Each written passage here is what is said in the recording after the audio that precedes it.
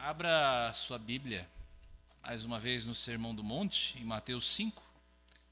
Hoje a leitura vai ser um pouco mais extensa, mas eu não vou detalhar aqui, é claro, cada parte dessa sessão. O que eu pretendo hoje é mostrar a você a linha mestra das instruções de Jesus nos versos 17 a 48 desse capítulo 5. Aqui nós temos uma das sessões mais importantes das palavras de Jesus no Sermão do Monte, porque é a sessão em que Jesus vai falar a respeito da obediência à lei. Da obediência à lei. Queria Deus que, conhecendo aquilo que Jesus diz nesta passagem, nós sejamos, eu e você, habilitados à obediência perfeita que Ele requer. Mateus, então, capítulo 5, versos 17 a 48. Não pensem que vim revogar a lei e os profetas. Não vim para revogar, mas para cumprir. Porque em verdade lhes digo, até que o céu e a terra passem, nem um i ou um tio jamais passará da lei, até que tudo se cumpra. Aquele, pois, que desrespeitar um desses mandamentos, ainda que dos menores, e ensinar os outros a fazer o mesmo, será considerado mínimo no reino dos céus. Aquele, porém, que os observar e ensinar, esse será considerado grande no reino dos céus. Porque eu afirmo que se a justiça de vocês não exceder em muito a dos escribas e fariseus, jamais entrarão no reino dos céus. Vocês ouviram o que foi dito aos antigos: não mate, e ainda quem matar estará sujeito a julgamento. Eu, porém, lhe digo que todo aquele que se irar contra o seu irmão estará sujeito a julgamento. E quem insultar o seu irmão estará sujeito a julgamento do tribunal. E quem o chamar de tolo estará sujeito ao inferno de fogo. Portanto, se você estiver trazendo a sua oferta ao altar e lá, no altar, se lembrar que o seu irmão tem alguma coisa contra você, deixe diante do altar a sua oferta e vá primeiro reconciliar-se com o seu irmão. E então, volte e faça a sua oferta. Entre em acordo sem demora com o seu adversário enquanto você está com ele a caminho, para que o adversário não entregue você ao juiz, o juiz entregue você ao oficial de justiça e você seja jogado na prisão.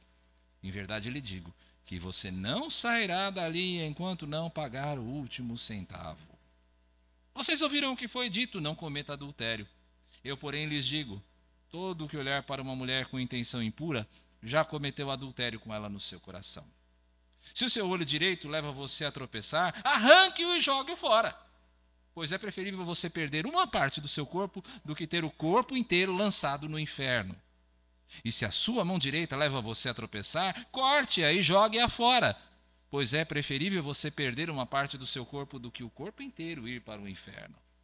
Também foi dito, aquele que repudiar a sua mulher deve dar-lhe uma carta de divórcio. Eu, porém, lhes digo, quem repudiar a sua mulher, exceto em caso de relações sexuais ilícitas, a expõe a se tornar adúltera, e aquele que casar com a repudiada comete adultério. Vocês também ouviram o que foi dito aos antigos: não faça juramento falso, mas cumpra rigorosamente para com o Senhor o que você jurou. Eu, porém, lhes digo: não jurem de modo nenhum, nem pelo céu, por ser o trono de Deus, nem pela terra, por ser estrado de seus pés, nem por Jerusalém, por ser a cidade do grande rei. Não jure pela sua cabeça, porque você não pode fazer com que um só cabelo fique branco ou preto. Que a palavra de vocês seja sim, sim, não, não. O que passar disto? Vem do maligno. Vocês ouviram o que foi dito, olho por olho, dente por dente. Eu, porém, lhes digo, não resistam ao perverso. Se alguém lhe der um tapa na face direita, ofereça-lhe também a face esquerda.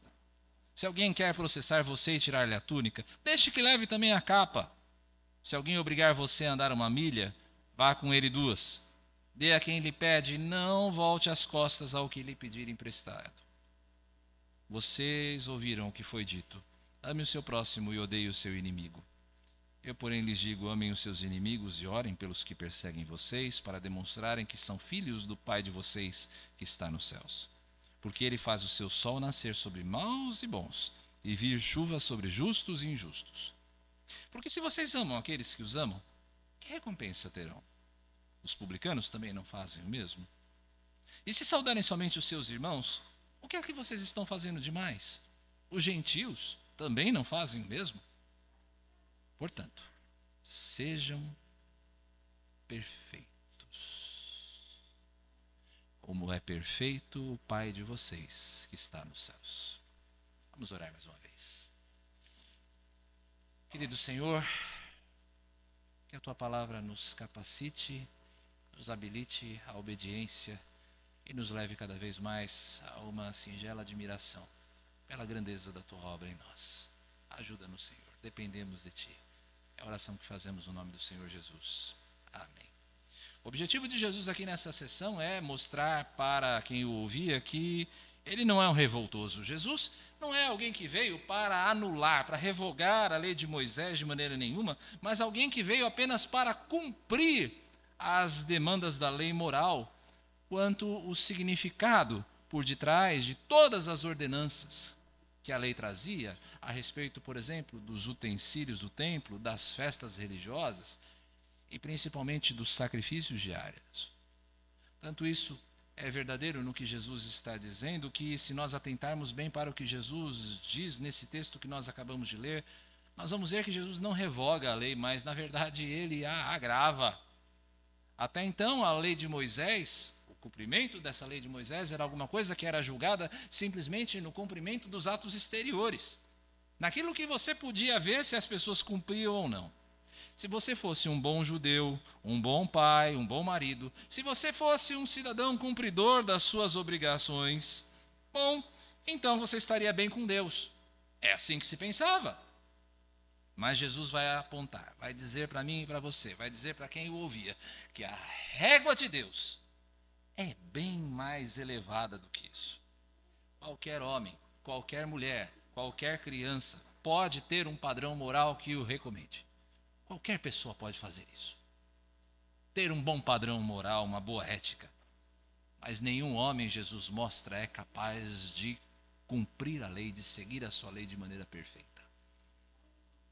Nós tivemos na semana passada o exame de licenciatura do nosso amadíssimo irmão, o seminarista, agora bacharel, Vitor Salmeron, que entre outras exigências, teve que pregar um sermão de prova e ser analisado pelo presbitério que se reunia aqui na Antioquia.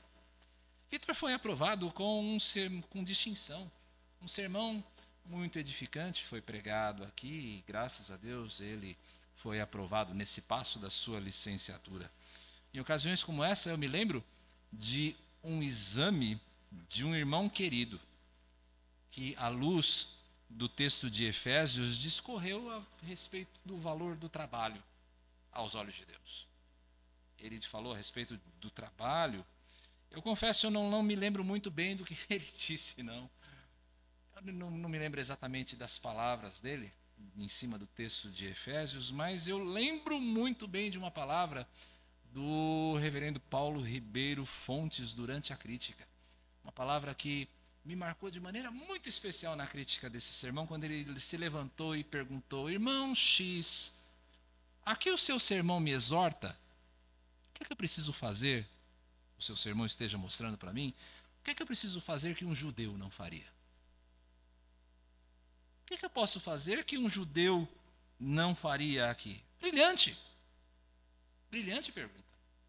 Qualquer judeu pode ser um trabalhador honesto. Mas a honestidade do trabalho, ainda que seja alguma coisa tremendamente elogiável, é alguma coisa que eu e você podemos realizar. Eu e você podemos ser trabalhadores honestos, mas o Evangelho não é a respeito das minhas realizações, mas daquilo que Cristo realizou por mim. É Jesus fazendo aquilo que eu não posso fazer. É disso que o Evangelho fala. Como tem sido a minha praxe nessa série, eu pretendo observar mais o sentido mais global da passagem do que observar os detalhes de cada parte. É trabalhar mais com a floresta do que com a árvore, como se diz. Nós temos dito que o Evangelho de Mateus é o Evangelho do discipulado e que o Sermão do Monte é o coração do sermão, daquilo que significa ser um discípulo, um seguidor de Jesus. O que é que significa ser um seguidor de Jesus, afinal de contas? É isso que o Sermão do Monte mostra. Nós já vimos que ser um discípulo de Jesus é imitar o seu mestre, e você vai ser bem-aventurado, você vai ser feliz se você imitar o seu mestre, se você imitar a Jesus Cristo. Nós também já vimos que um discípulo é alguém, na semana passada, que exerce uma influência positiva onde o Senhor o coloca. A minha oração, ao final dessa mensagem, é que eu e você tenhamos um espírito profundo de quebrantamento e de dependência. Quebrantamento e dependência do Senhor. Você sabe por quê? Por que é que a minha oração é que nós sejamos quebrantados? É porque a lei do reino demanda uma obediência impossível de ser realizada à parte, separado, longe de Cristo. A lei do reino demanda uma obediência impossível de ser realizada à parte de Cristo. O que é exigido de nós? Por que nós não podemos cumpri-lo? E o que é que nos habilita a fazer? O que é pedido de nós? Por que nós não conseguimos realizar? E o que nos habilita a fazê-lo? Primeiro, prepare-se para ser envergonhado por Jesus. Agora é a hora em que você e eu somos envergonhados por Jesus. Sabe por quê? Porque o padrão é elevadíssimo. O padrão da lei que Jesus traz aqui é elevadíssimo. O que a lei exige de nós? Bom, o primeiro aspecto a nós considerarmos é o que a lei exige de nós. O que essa lei exige de nós? Jesus começa afirmando que a lei é válida. Jesus afirma que a lei é válida. Acompanhe mais uma vez comigo a leitura dos versos 17 e 18 do nosso texto. Não pensem que vim revogar a lei ou os profetas. Não vim para revogar, mas para cumprir, porque em verdade lhes digo, até que o céu e a terra passem, nenhum i ou um tio jamais passará da lei, até que tudo se cumpra. Como Jesus cumpre essa lei, que é válida, nós vamos ver um pouquinho mais tarde. O que nos importa no momento é entender que a lei não foi revogada por Jesus. Jesus não revogou a lei. A lei do Senhor continua a ser válida. E ela vai continuar a ser válida até que o mundo acabe. Enquanto houver mundo, a lei do Senhor estará valendo. Nem mesmo a menor parte, Jesus mostra aqui, vai perder a sua validade. O nosso século, nosso tempo, ele se coloca em oposição a Jesus. Quando ele diz que a Bíblia, o livro que nós cremos, a Bíblia é coisa do passado. O nosso mundo se coloca em oposição a Jesus quando ele quer nos fazer pensar, ou fazer pensar a maioria das pessoas, de que a Bíblia é fruto de uma cultura, de uma civilização que já não existe mais. Ou então, que a Bíblia é um livro que precisa de atualização. Isso é um erro. Faça um upgrade no seu currículo. Faça um upgrade no seu computador. Porque quanto à lei do Senhor, ela é tão válida hoje quanto era no dia em que Moisés desceu do Monte Sinai com 2 tábuas de pedra na mão. A lei é válida. Depois Jesus nos diz que a lei é exigente. Veja aí de novo o verso 19. Aquele, pois, que desrespeitar um desses mandamentos, ainda que dos menores, e ensinar os outros a fazer o mesmo, será considerado mínimo no reino dos céus. Aquele, porém, que os observar e ensinar, esse será considerado grande no reino dos céus. Havia muita discussão nos tempos de Jesus a respeito de qual era o maior e o menor dos mandamentos, mas para Jesus essa questão é absolutamente irrelevante.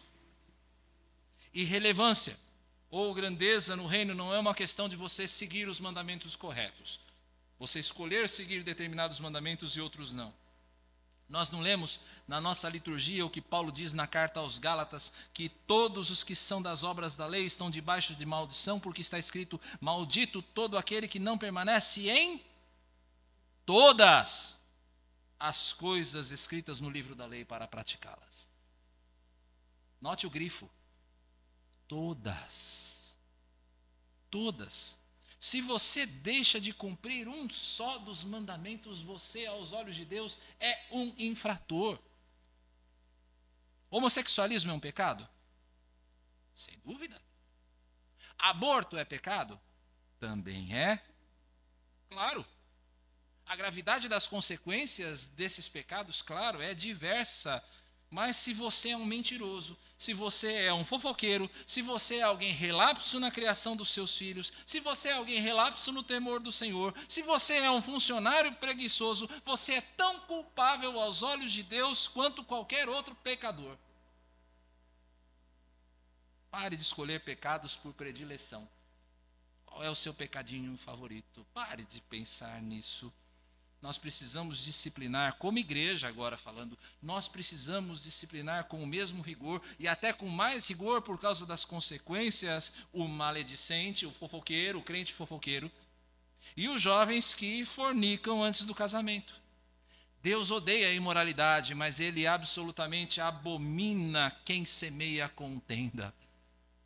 Lembre-se de Provérbios. Não existe pecado maior ou menor em relação à nossa culpa diante de Deus. Você quer ver só como isso é sério?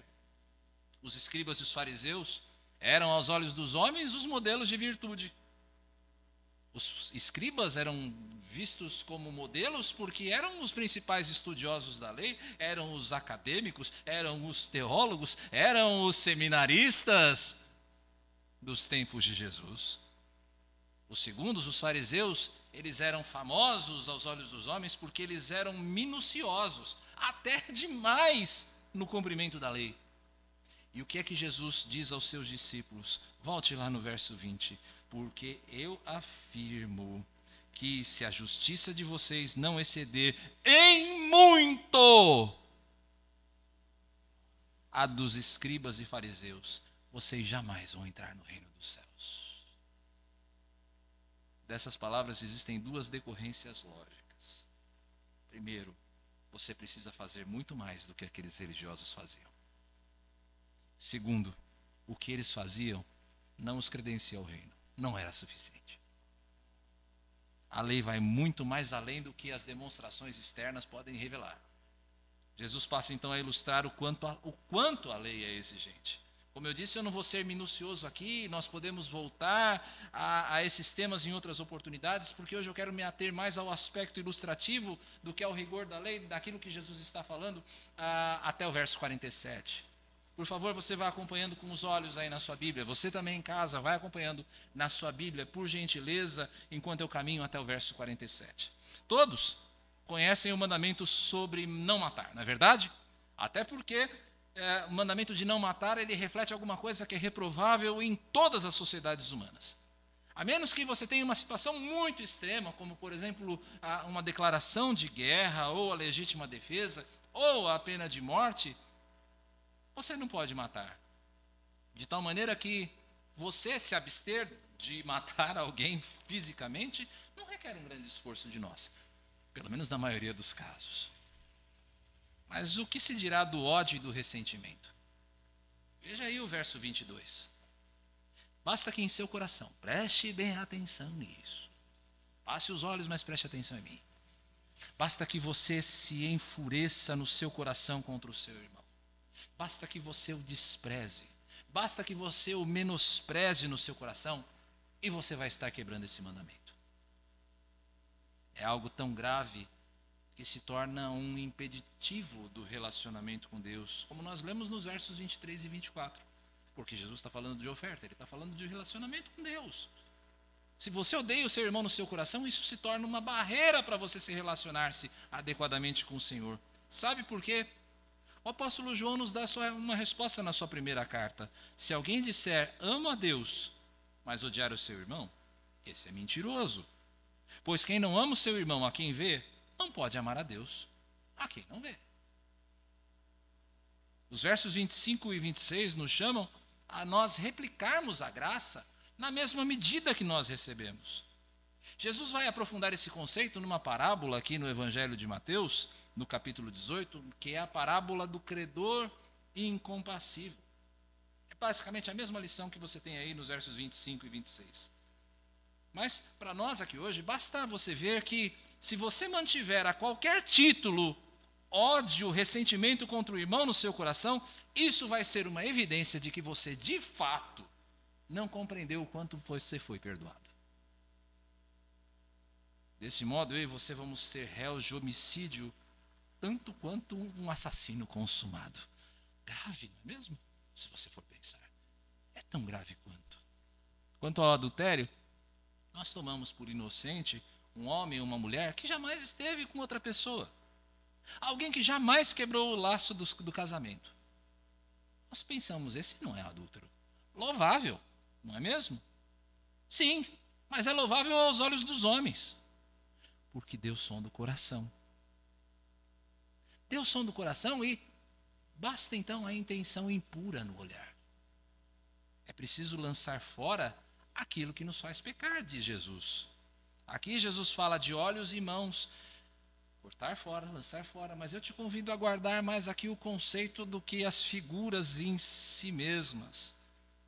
Essas figuras até que vão ser úteis em alguns instantes, mas de qualquer forma, note que Jesus não trata o adultério e a impureza sexual como a nossa cultura trata. Jesus não olha com tanta normalidade o carnaval como a nossa cultura olha. Você andou pelas ruas ontem? Ou anteontem? Não. Eu vi no meu condomínio. O Marcelo comentava. E eu vi também isso. Pessoas saindo do meu condomínio praticamente com uma lingerie, um conjunto de lingerie. Ou homens com trajes sumários também. Deus não trata com a mesma flexibilidade a imoralidade sexual como nós tratamos. Agora, sobre o divórcio, na nossa passagem. A maioria de nós conhece o princípio geral a respeito do divórcio. O divórcio é permitido apenas em duas circunstâncias à luz da Bíblia. Ou no adultério, como Jesus fala, ou como Paulo vai falar em 1 Coríntios, no caso de deserção, quando um dos cônjuges resolve abandonar a união à revelia do outro. Veja só, Jesus não contradiz Moisés. Porque Moisés diz que seria lícito você dar carta de divórcio a uma mulher repudiada. Jesus, ele não contraria Moisés. O que Jesus faz é complementar Moisés. Jesus vai dizer no capítulo 19 que o divórcio nunca foi um plano de Deus. Preste bem atenção nisso, o divórcio nunca foi um plano de Deus, mas o divórcio sempre foi um remédio amargo contra a dureza do coração. Mas a seriedade do negócio mesmo. Se você prestar bem atenção, a seriedade do negócio está no verso 32 do texto. Não apenas quem repudia, não apenas quem deixa o casamento, mas também a pessoa que é repudiada, igualmente está impedida de se casar sob pena de se tornar adúltera. Não é apenas quem sai de casa, não é apenas quem escolhe se divorciar, é a outra parte também. Para Jesus, o casamento é um laço indissolúvel em qualquer hipótese. É um laço indissolúvel em qualquer circunstância.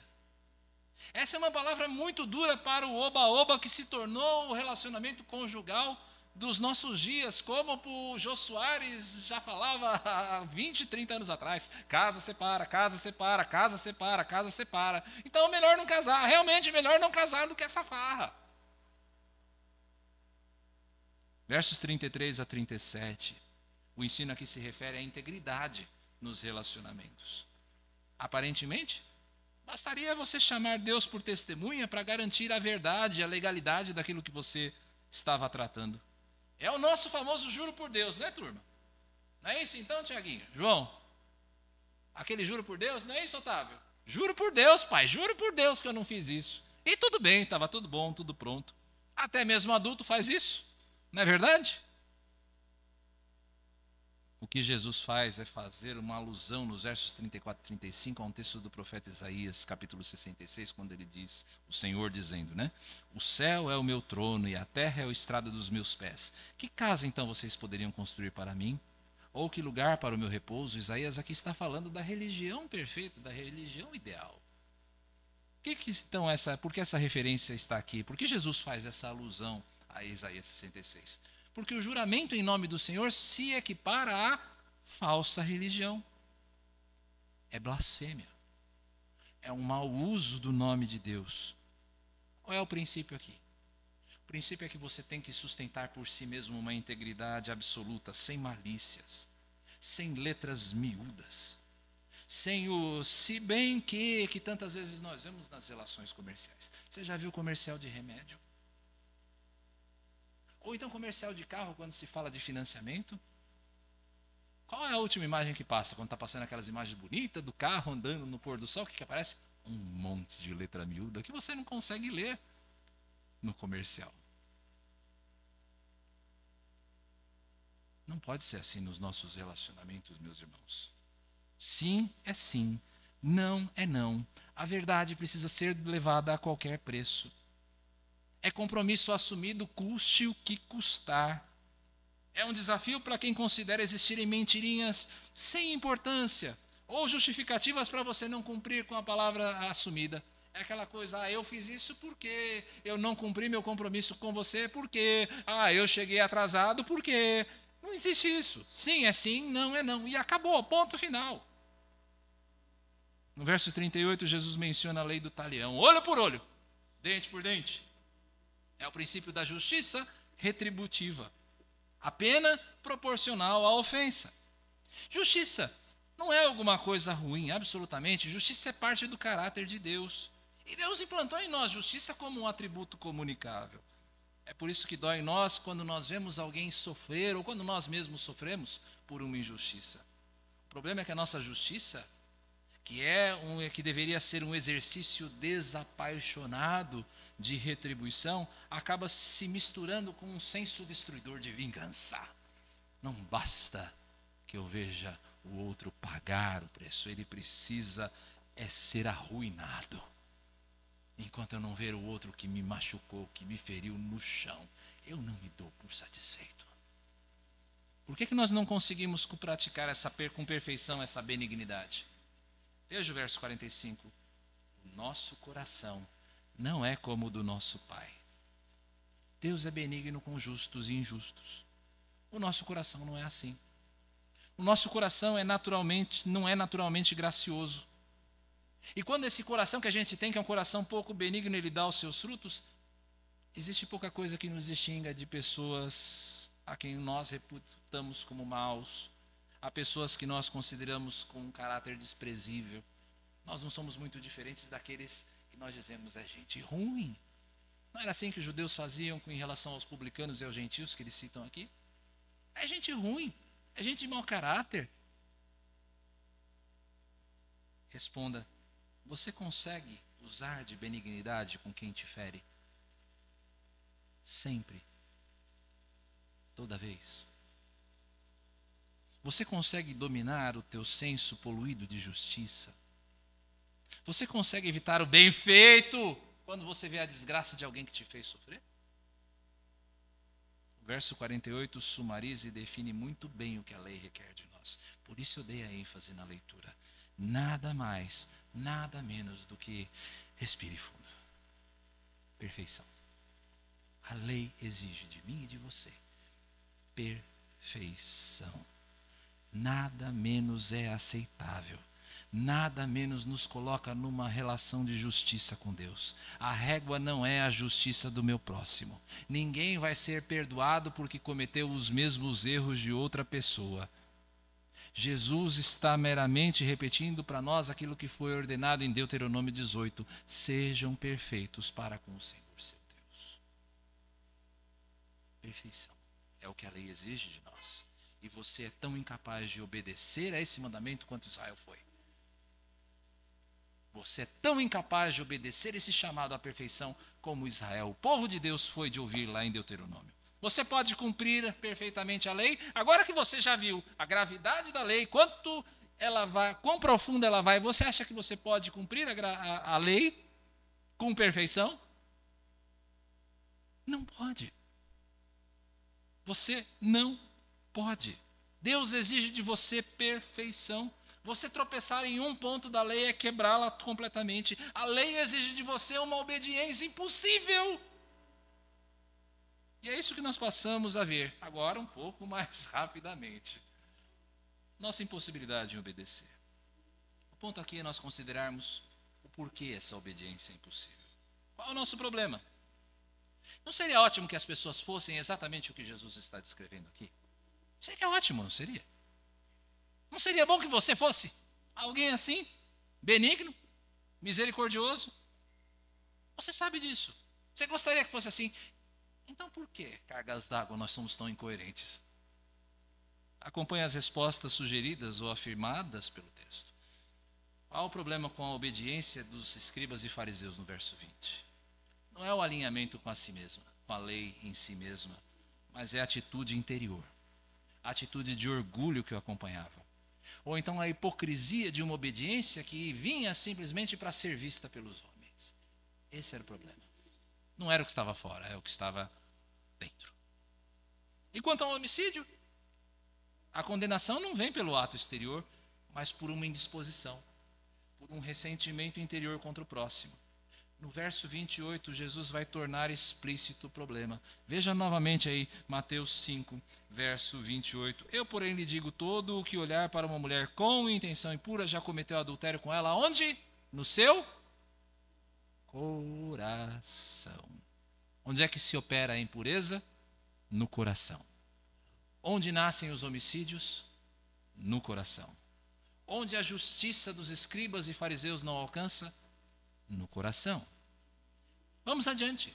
Onde um casamento feito para durar encontra o seu fim pelo repúdio? No coração. E onde a integridade é comprometida pela malícia disfarçada? No coração. Onde você nega a benignidade e a graça? Onde benignidade e graça são limitadas pelo espírito vingativo que mancha a justiça? No coração. Qual o ponto aqui? O problema do pecado humano. O seu problema como ser humano não pode ser reduzido à prática externa. O seu problema é que o seu coração, se você ainda não nasceu de novo, se encontra corrompido pelo pecado. De tal maneira que o Senhor pode afirmar através do profeta Jeremias: enganoso é o coração, mais do que todas as coisas e desesperadamente sem esperança, desesperadamente corrupto. Quem poderá entender? Nessa semana eu fui realizar meus exames anuais. O médico sempre pede um ecocardiograma para ver a quantas anda o meu coração. Esse exame, um ecocardiograma, pode verificar se está tudo bem com a forma do coração, com as veias, com as artérias, o fechamento e a abertura das válvulas do coração. Tudo isso o exame pode captar. É maravilhoso de se ver. Um milagre mesmo da medicina, você vê a perfeição do que se faz ali. Mas o exame não pode sondar o que vai pelo coração humano além do sangue. Isso o exame não pode captar. Só que existe alguém que pode diagnosticar o teu coração natural por completo. Que diagnóstico o Espírito Santo dá do nosso coração? Que ele é enganoso. Que ele é desesperadamente corrupto. Sabe quando olham para você e dizem: olha, confia em teu coração, porque o teu coração tem todas as respostas, tem sempre a resposta certa. Como é que você avalia essa frase à luz de Jeremias 17? Seu coração é confiável mesmo?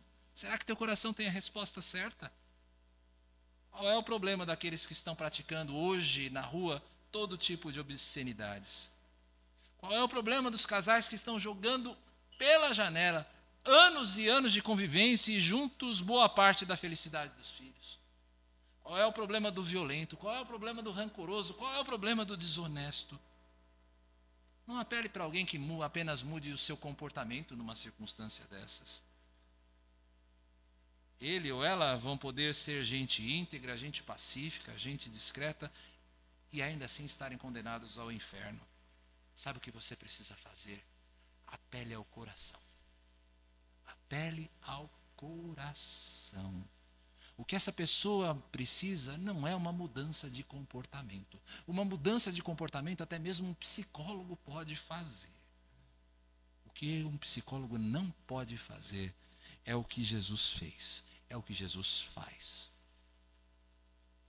Como Jesus nos possibilita obedecer?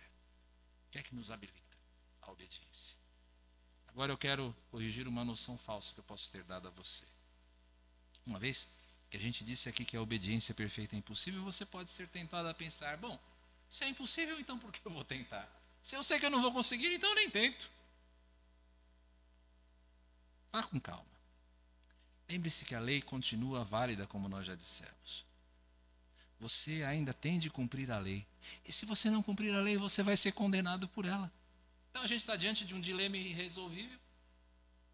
A lei está aí, eu preciso cumpri-la e eu não consigo. O que eu faço então? Não se desespere. Porque aquilo que é impossível ao homem é possível a Deus, porque para Deus não existem impossíveis. Você não pode mudar o seu coração mesmo. Tanto quanto você não pode mudar a cor da sua pele, tanto quanto você não pode mudar a cor dos seus cabelos. Pelo menos não no poder da sua vontade. Mas Deus quer, Deus pode, Deus faz isso. Agora é o momento de nós pensarmos de que maneira Jesus cumpre a lei. Há duas maneiras que Jesus cumpre a lei. A primeira é por cumprir em si mesmo todas as sombras do Antigo Testamento. Cada vez que um sacerdote colocava as suas vestes imaculadas, cada vez que um animal inocente era sacrificado no lugar de um pecador, cada vez que a Páscoa era celebrada, Jesus estava ali. Cada profecia sobre a redenção do povo de Deus, cada promessa de salvação, cada triunfo de Jesus sobre, cada triunfo de Israel sobre os seus inimigos, Jesus estava ali. Jesus é a razão de cada salmo. Jesus é o justo perfeitamente alinhado à vontade de Deus em obediência. É Jesus quem grita no primeiro verso do Salmo 22, Deus, meu, por que me desamparaste? Jesus é o bom pastor que nos guia no Salmo 23. Jesus é o redentor vivo de Jó. Jesus é o resgatador fiel de Ruth. Jesus é o Josué conduzindo o seu povo irresistivelmente em vitória. Toda a Escritura o anuncia, toda a Escritura testifica dele. Mas Jesus também é alguém que cumpre a lei na sua obediência perfeita. Não é um homem culpado que vai à cruz, que estaria morrendo pela sua própria culpa, por causa da sua própria maldição. Quem está exposto na cruz é o Cordeiro de Deus. É a vítima imaculada, sem defeito, que tira o pecado do mundo. Jesus triunfa onde nós falhamos, e eu e você triunfamos pela vitória dele.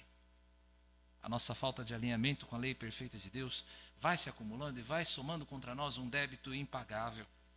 O Senhor se torna um credor em uma dívida que nem mesmo 100.000 vidas nossas poderiam pagar. Entretanto, basta uma vida inocente, sem pecado, disposta a se oferecer pelos erros alheios, para cravar a minha e a sua nota promissória na cruz. Dívidas não desaparecem simplesmente. Alguém paga por elas. Não é à toa então que Jesus dá no seu derradeiro grito, tetelestai, está pago. Nós falamos em redenção de uma maneira muito genérica, na maioria das vezes, sem prestar muita atenção no que a própria palavra quer dizer. Redimir é você pagar o preço por um escravo. Somos nós, eu e você, aqueles que fomos comprados. Nós éramos escravos, nós somos os redimidos pela obediência perfeita de Jesus, por causa da sua obra consumada, por Jesus realizar todas as promessas em si mesmo. 1 Pedro vai dizer no capítulo 4, acima de tudo, porém, tenham muito amor uns para com os outros, porque o amor cobre a multidão de pecados. Se isso é alguma coisa verdadeira em relação ao nosso amor, que é absolutamente imperfeito, quanto mais o amor de Deus. Meu querido irmão, minha querida irmã, meu querido amigo, minha querida amiga que acompanha essa pregação nesta noite, Jesus quer cobrir os teus pecados, Jesus quer cobrir a tua falha de conformidade com a lei, Jesus quer cobrir os teus homicídios, os teus adultérios, Jesus quer cobrir a tua falta de integridade, Jesus quer cobrir a tua falta de graça. Será que você não quer sair daqui hoje? Ou então desligar o seu celular e o seu computador com a certeza de que a sua dívida foi paga? Você não quer sair daqui com essa certeza de que Jesus cumpriu aquilo que você não podia cumprir na lei? Quando nós nos apropriamos dessa salvação, existe alguma coisa que acontece em nós, além simplesmente do perdão de uma dívida. Primeiro você nasce de novo. Você nasce de novo. Aquela velha inclinação ao pecado morre, uma inclinação para Deus surge no lugar. Você passa a odiar o mal que você amava e você passa a amar o bem que você odiava. Segundo, você recebe um novo coração. Nas palavras do profeta Ezequiel, Deus tira de você o coração de pedra e dá a você um coração de carne que está disposto e apto a obedecer. Terceiro, você recebe sobre si a justiça de Cristo, de tal modo que o Pai, quando olha para você, ele vê sobre você a imagem do seu Filho. O que é que isso realiza? O que é que isso significa? Primeiro, uma obra magnífica de transformação operada pelo Espírito. Você jamais vai cumprir a lei perfeitamente nesta vida, mas a tua nova natureza, essa tua nova inclinação, vai guiar você em progresso, dia a dia. Como eu costumo dizer aqui, melhor do que ontem, pior do que amanhã. Segundo, teu novo coração produz uma nova vontade de obedecer. Uma vontade que chora, que se arrepende quando erra, mas que confia nos méritos de Jesus Cristo para te purificar de todo pecado. Terceiro, te dá um novo resultado. Te dá um novo resultado. É o que te permite cumprir o verso 48 do nosso texto. Não é dito aqui que você precisa ser perfeito. O que te habilita é a obra de Cristo, é a obediência perfeita de Cristo, é o cumprimento da lei em Cristo. A perfeição não é alguma coisa que vem de nós, não é algo que você consegue tentando com muito empenho, não é assim que você vai ser perfeita, mas é uma coisa que é impressa sobre nós, é o caráter de Cristo impresso sobre nós. Deus não nos vê apenas como pecadores mais, quando nós estamos em Cristo, mas Ele nos vê pecadores redimidos por Jesus. Você não é mais apenas um pecador, mas você é um pecador redimido por Cristo. Deus já vê em você aquilo que o seu filho é. Deus já vê em você aquilo que nós só vamos ver quando nós nos encontrarmos com Ele nas nuvens. Mas Deus já vê isto acabado. Ele já vê você como perfeito.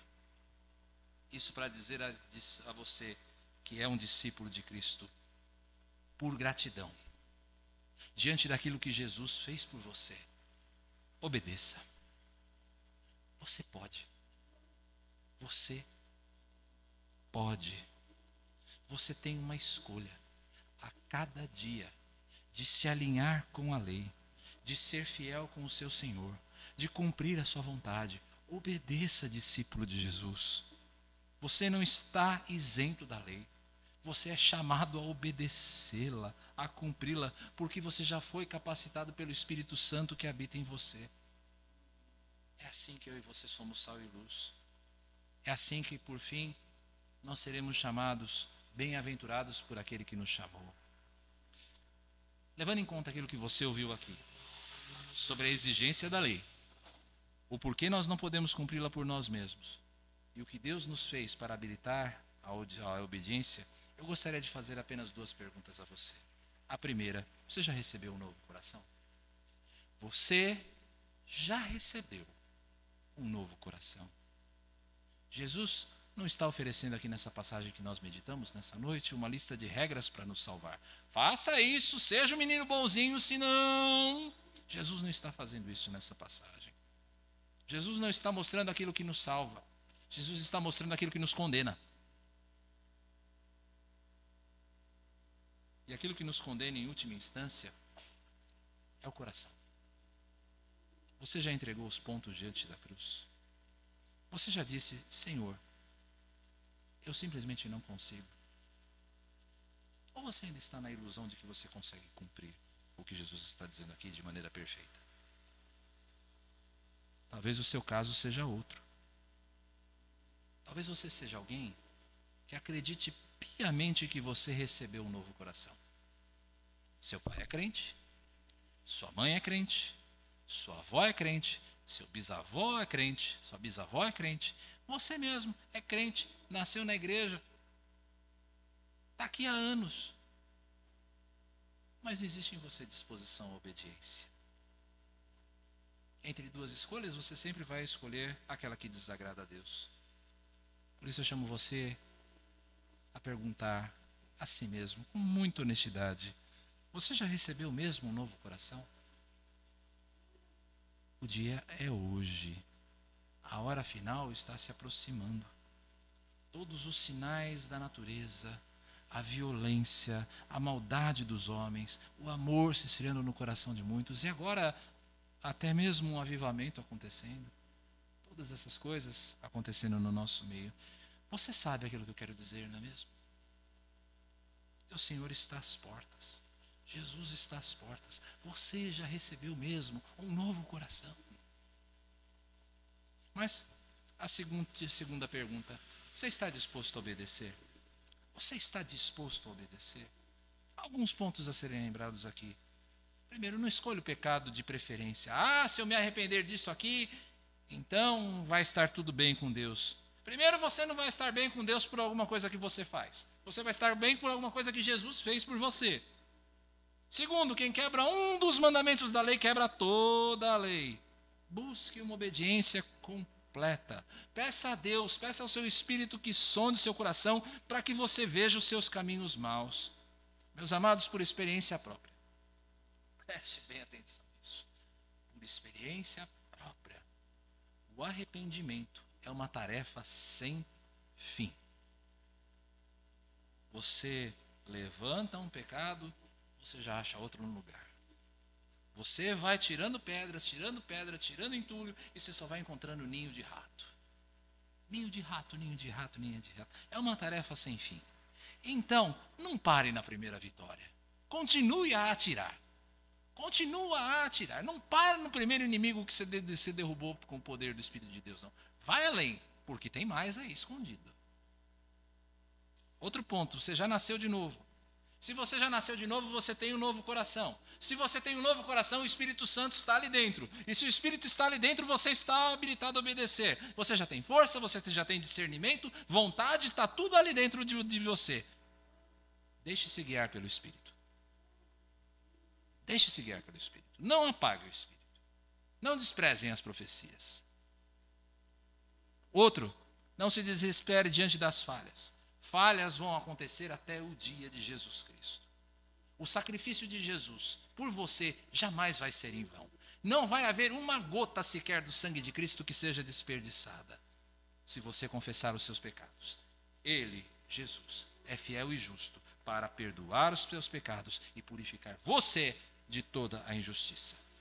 Se você caiu, reconheça, confesse, abandone o seu pecado, levanta a sua cabeça. Siga adiante. Siga adiante. Que Deus nos abençoe a nós obedecermos a sua lei, com espírito de profunda gratidão. Vamos nos colocar em pé e cantarmos mais uma vez, encerrando o nosso culto.